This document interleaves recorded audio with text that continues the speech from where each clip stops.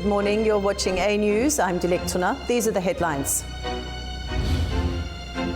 Stocks slide again as the US forges ahead with 104% tariffs on China. At least 79 people have been killed and more than 160 injured after a roof collapsed at a nightclub in the Dominican Republic's capital, Santo Domingo. Iran says it's ready for a nuclear deal if the US stops military threats.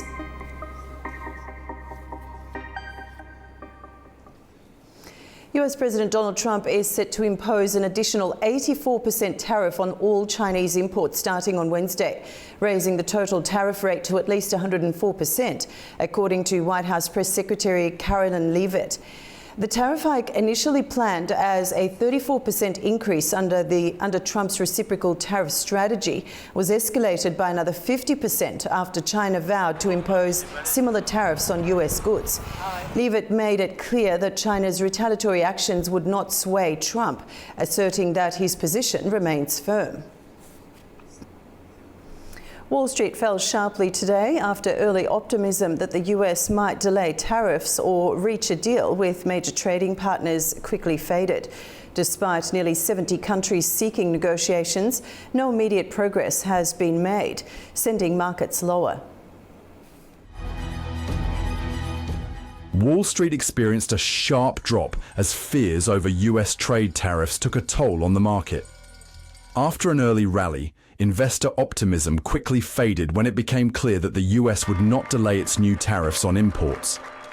The S&P 500, a key US stock market index, closed below 5,000 points for the first time in almost a year. The sharp declines in US stock markets have been driven by growing concerns about President Donald Trump's tariffs, which are set to take effect tomorrow. These new duties, particularly the 104% tariffs on Chinese goods, have triggered fears of a wider global trade war. The level of uncertainty in the marketplace certainly is high right now. It's important for investors to remember that this is an event that is a man-made crisis. Ostensibly, it could be a man-made correction of some sorts. We saw that a little bit yesterday when the NASDAQ moved 1,400 points on the rumor of an announcement that maybe there was going to be a pause. So there is still a lot of movement. Investors' fingers are on the buy or the sell button based on what the longevity of tariffs ends up looking like. And it's important to put this within context. While it is an uncertain period of time, nobody knows what the next move of the administration is going to be. US stock markets have already lost trillions of dollars in value since the tariff announcements, and the situation has raised concerns about a potential global recession. Economists have warned that US consumers are likely to face higher prices on everything from sneakers to wine as a result of the trade war.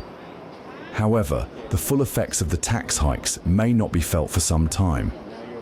Goods already in transit before the midnight deadline will be exempt from the new levies as long as they arrive in the US by the 27th of May.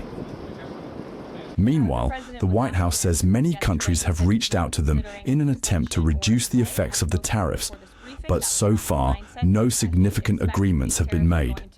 In total, since the Liberation Day announcement, nearly 70 countries have already reached out to the president to begin a negotiation.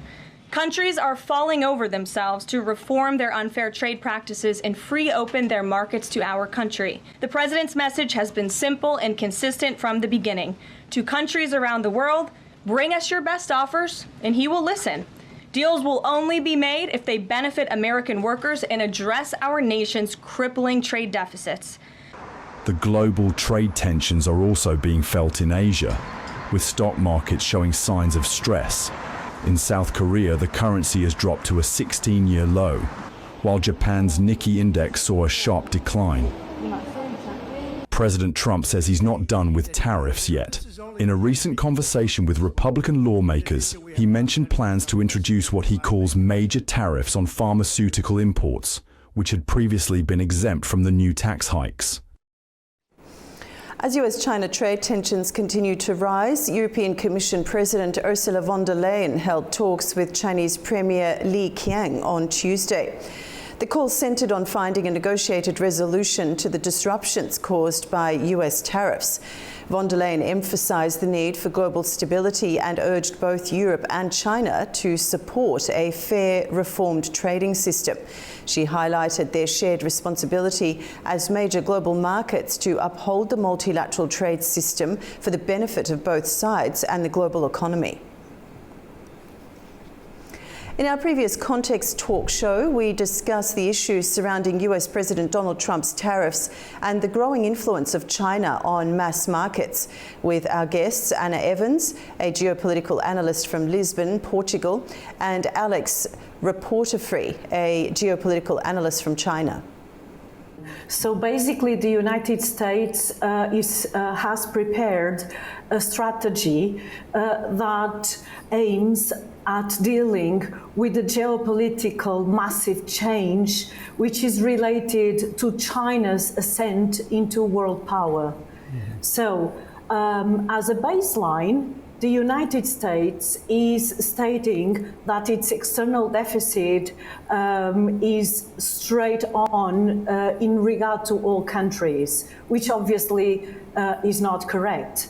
But then, on top of that baseline, then we have massive differences, and these differences really relate directly to what precisely the US goal is, which is to try and rebalance China's now bipolar stand, China's stand as a great power, both in economics, trade, technology, and security, and also to balance again its relations in energy fields.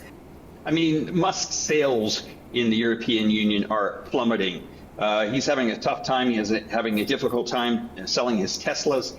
I mean, we're talking basically of a country, we'll call them the bullies, are being dragged out of the schoolyard, and no one's there to support them in what they're doing. So not only are we seeing, the United States be cleverly defeated here, but also the European Union, who they call allies and who he has tariffed, and he has demanded that they increase military spending, are basically now, we have to look at what China is doing here. China has cleverly, over the last few years here, built the Belt and Road Initiative. The BRI has connected 154 countries around the world, especially if we look at the continent of Africa. We see what China is doing down there, where many nations like France and the United Kingdom and the United States have turned their back on Africa over the last couple of decades. Well, China has gone in there, built the infrastructure, built the business, and it can easily sell to another 154 countries around the world here without any tariff issues. South Korea is taking swift action to shield its automobile industry from a fresh wave of US tariffs. Seoul has unveiled emergency support measures to counter the fallout from a 25% import duty announced by US President Donald Trump. South Korea has announced emergency support for its auto sector. Seoul is rushing to cushion the blow to one of the country's most vital industries. It follows the United States' 25% tariff on imported cars and light trucks, which begin on Thursday. As part of the emergency package, Seoul will temporarily cut automobile purchase taxes. The tax will drop from 5 to 3.5% until June. These measures include increased financial support, tax breaks, and expanded subsidies for automakers. The automobile industry is a cornerstone of our economy, supporting 340,000 jobs. Its ecosystem, made up of around 20,000 parts suppliers, would be difficult to recover once disrupted. That's why it is crucial for the public and private sectors to work together to protect it. The government plans to raise policy financing for automakers to 15 trillion won, which is more than 10 billion US dollars. This is an increase from the previously planned 13 trillion won. US President Donald Trump says he had a great call on Tuesday with South Korea's acting president about working out a better deal for both countries. It follows Seoul vowing to pursue negotiations and expand alternative export markets in a bid to soften the blow of the tariffs. Venezuelan President Nicolas Maduro has signed an economic emergency decree. The move is aimed to preserve the country's economic balance in the face of tariffs and the cancellation of licenses. It comes in response to a series of economic measures implemented by US President Donald Trump. Last month, the Trump administration began to suspend many authorizations linked to oil companies operating in Venezuela. Those corporations face a deadline of the 27th of May to liquidate their operations. The US has also imposed secondary tariffs on oil and gas exports, aiming to further isolate the country's economy and restrict its oil revenue.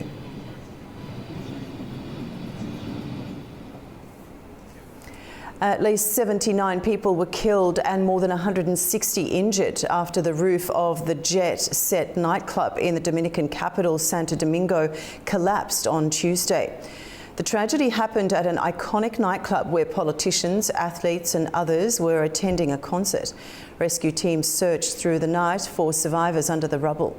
President Luis Abinader says all agencies are working non-stop to help the victims. The cause of the collapse remains under investigation.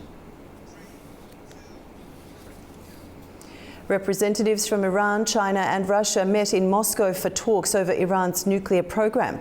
The meeting comes ahead of the expected US-Iran talks in Oman later this week.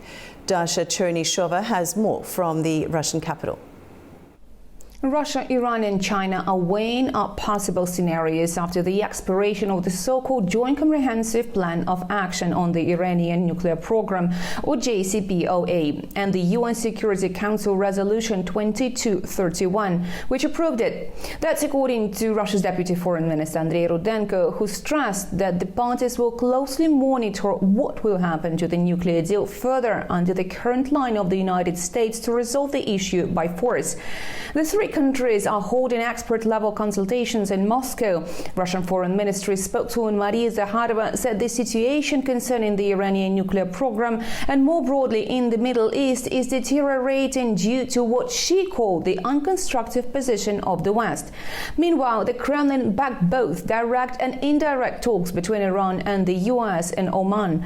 Kremlin spokesman Dmitry Peskov reiterated Russia's support for a diplomatic and political settlement and said those contacts may lead to a de-escalation of tension around Iran. Meanwhile, Russia's lower house of parliament, the State Duma, on Tuesday ratified a 20-year strategic partnership between Moscow and Tehran. The document was signed between Russian President Vladimir Putin and his Iranian counterpart Masoud Pezeshkian on the 17th of January and represented a deepening of military ties between the countries. But Moscow notes that the treaty does not mean the establishment of a military alliance with Iran and doesn't provide for military assistance to each other. Russian Deputy Foreign Minister Rudenko also noted that under the treaty, Russia must not provide help to Iran in case of an attack by the United States, but will provide assistance in resolving emerging disagreements on the basis of the UN Charter and other norms of international law. A previous meeting between Russia, Iran and China was held in Beijing in March.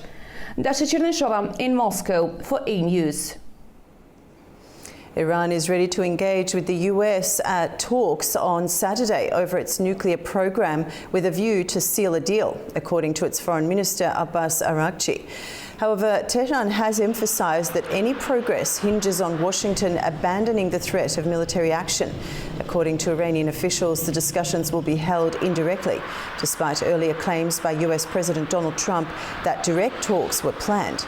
Iran maintains that it will not tolerate pressure during the diplomatic process. The development follows heightened tensions after Trump unilaterally withdrew the US from the 2015 nuclear agreement during his first term. He's since warned that Iran faces significant consequences if the negotiations fail.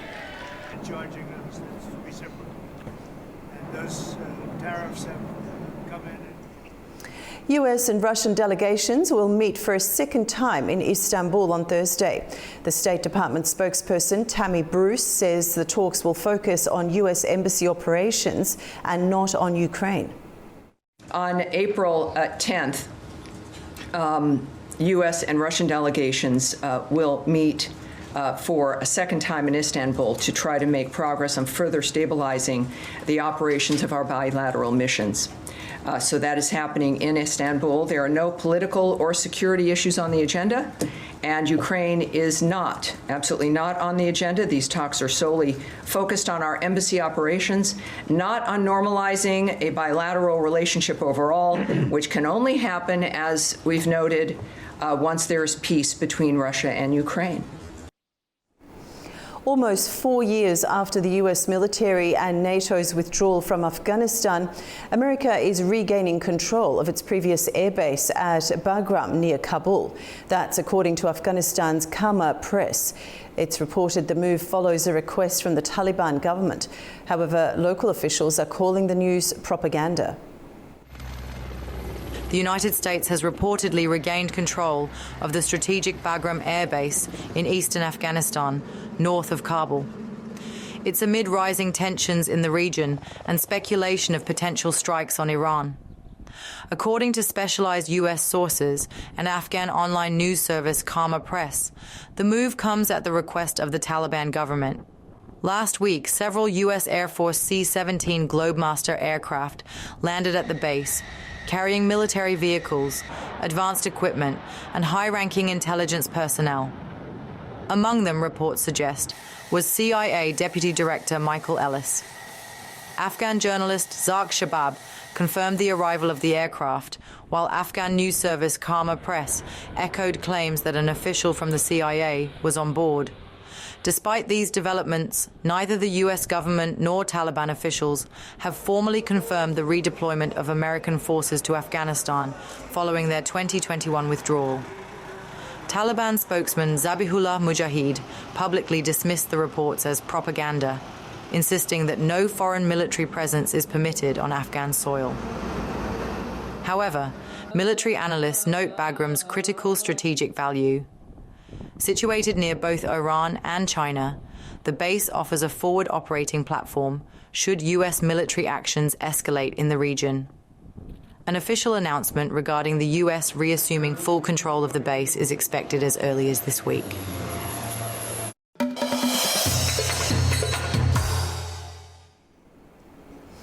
The president of Azerbaijan, Ilham Aliyev, is participating in the 7th Ada University Policy Forum on the 9th of April, joining over 80 global experts and policymakers gathered to discuss pressing geopolitical, regional and economic challenges.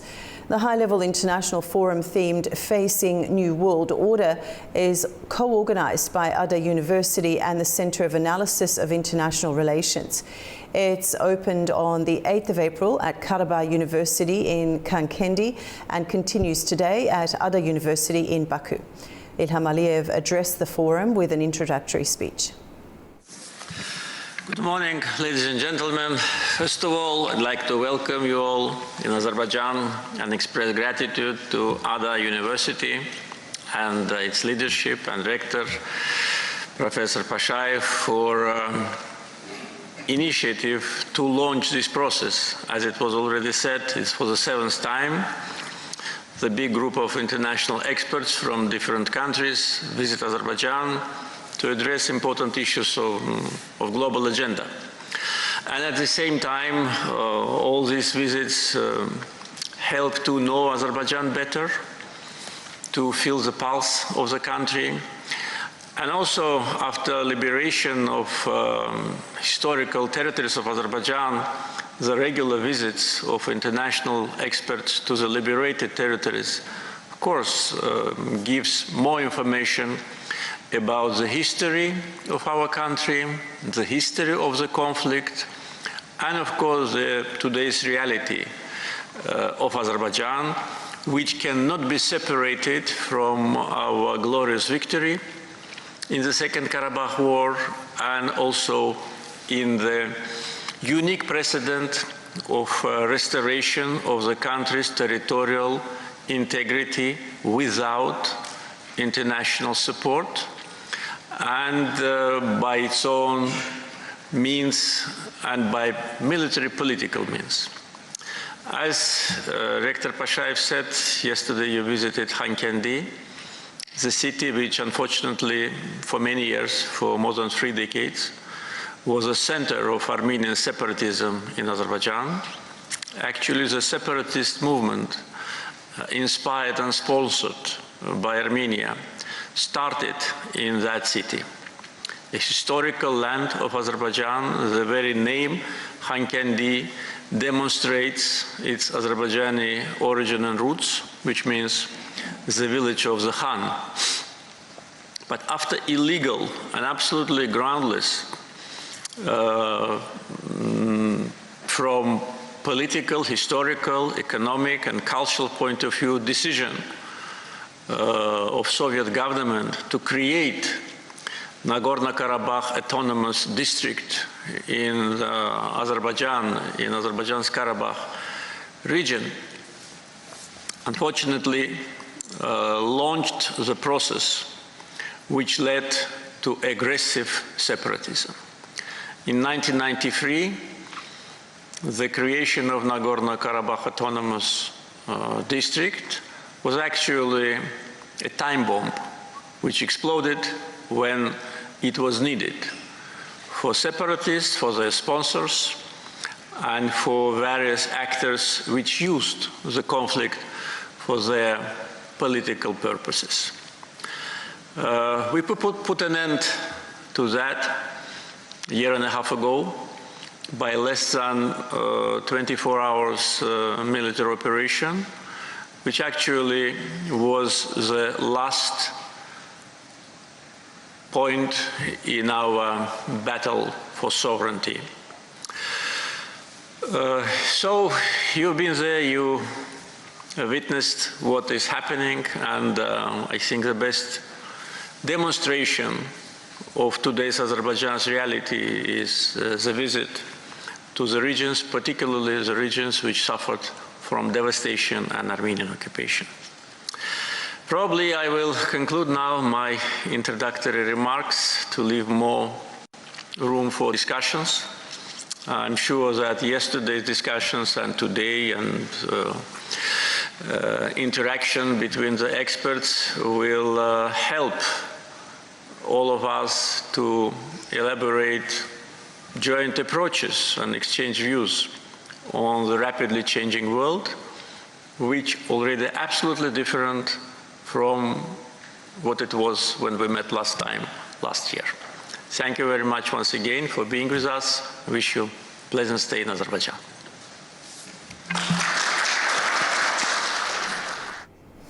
Uzbekistan is focusing on strengthening its ties with Arab states, marking a period of significant cooperation. Fariza Kalimurzina has more. Uzbekistan sets its sights on bolstering cooperation with Arab states. In the last few years, several important agreements have been reached. Over 500 joint ventures have been launched, while investments have exceeded $15 billion. The leaders also addressed regional security and preparations for major international events, including the upcoming Central Asia Cooperation Council for the Arab States of the Persian Gulf Summit, set to take place in Samarkand this May. The first summit in this format was held 2 years ago in Jeddah, where the participants agreed to create new transport corridors connecting Central Asia with the Arab world. Discussions also touched on green energy, the digital economy, and innovation. But the relationship between these regions goes far beyond just trade. For Gulf Cooperation Council countries, it's not just about accessing Central Asia's rich resources like minerals, metals, and agricultural products. It's also about finding opportunities for economic diversification. Central Asia exports copper, gold, precious metals, iron, and steel to Arab nations. Saudi Arabia is one of the largest foreign investors in projects to modernize Uzbekistan's energy infrastructure and develop green energy. In fact, Uzbekistan and Saudi Arabia signed a landmark $12.5 billion deal last year. The talks between the two nations also covered regional peace and security, including the situation in Afghanistan. Uzbekistan continues to play a key role in Afghanistan's economic recovery through significant regional projects. The involvement of Gulf states in these efforts is crucial for stabilizing the region. But Uzbekistan is not the only regional player building relations with Arab states. Partnership dynamic between Kazakhstan and the United Arab Emirates is also interesting in this context. Last year, United Arab Emirates' direct investments in Kazakhstan more than doubled, and the two countries are now aiming to increase their trade turnover to $1 billion. There are also plans to launch 13 major projects in Kazakhstan valued at about $3.8 billion. By 2028, 4 of those projects will involve United Arab Emirates capital. From Almaty, Kazakhstan, Arisa Kalimurzina, A News.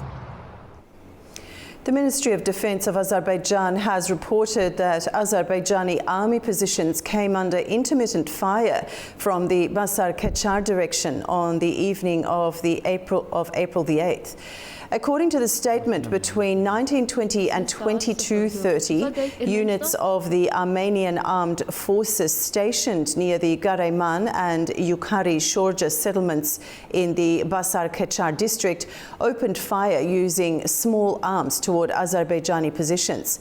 Azerbaijan army units took adequate retaliatory measures in the mentioned directions, the ministry said, emphasising that the situation is now under control. Tensions continue to rise in the Caucasus as the foreign ministers of the self-declared republics of Abkhazia and South Ossetia have issued a statement in response to remarks by Georgian Prime Minister Irakli Kobakidze. The Georgian leader reiterated his government's commitment to restoring Georgia's territorial integrity. Our Nini Nikolashvili has more. The so-called ministers of foreign affairs of unrecognized Abkhazia and South Ossetia have responded to the recent statement by Georgian Prime Minister Irakli Kobakidze, who reaffirmed that restoring Georgia's territorial integrity remains a key goal for his government. In a statement released by both separatist entities, they criticized what they called Tbilisi's old approaches, saying that they are no longer reflecting current realities. The Abkhaz side claimed that any future coexistence with Georgia could only be possible on a basis of mutual respect and good neighborly relations, not through talks about reintegration. The separatist leaders of South Ossetia went further, saying that their future strategic direction is clear, building an independent state and deepening ties with Russia, which they describe as their security guarantor. However, Tbilisi insists that the unity is still approachable. Prime Minister Irakli Kobakidze said that territorial integrity could be restored with patience and consistent policy. His remarks echoed earlier statements by the ruling Georgian Dream Party, including Bidina Ivanishvili, who has linked potential constitutional changes to the progress on this issue. If the party wins majority in October parliamentary elections. Meanwhile, Moscow, while reaffirming its recognition of Abkhazia and South Ossetia, has offered to facilitate dialogue between both sides only if there is genuine interest from all parties. This exchange of statements highlights the sensitive and deeply entrenched nature of conflict and as well as the political weight it continues to carry in the post-election landscape of Georgia. This is Nina Nikolashvili reporting from Tbilisi, A News. In central Turkey, great white pelicans have returned to Lake Çavuşçu in Konya as part of their spring migration. The lake, a key stop on the Africa-Europe-Russia flyway, offers vital feeding grounds for these majestic birds. Let's take a look. Stunning scenes captured the breathtaking return of great white pelicans to Çavuşçu Lake as spring migration breathes new life into central Turkey's Konya province. Settled in the Ulgun district, the lake plays a critical role in the migration journey of countless birds traveling between Africa, Europe, and Russia. Positioned along a key migratory flyway, Chauvushchu Lake provides ideal conditions for feeding and resting, making it a vital stopover point for many species. Among the most striking visitors are the great white pelicans, which arrived from Africa to rest and refuel before continuing their journey northward toward Europe and Russia.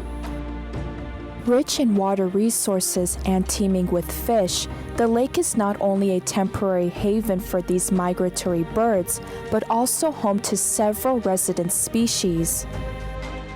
According to members of the Seljuk University Birdwatching Society, each pelican consumes an average of 1.5 to 3 kilograms of fish daily, underscoring the ecological importance of the lake's thriving aquatic life.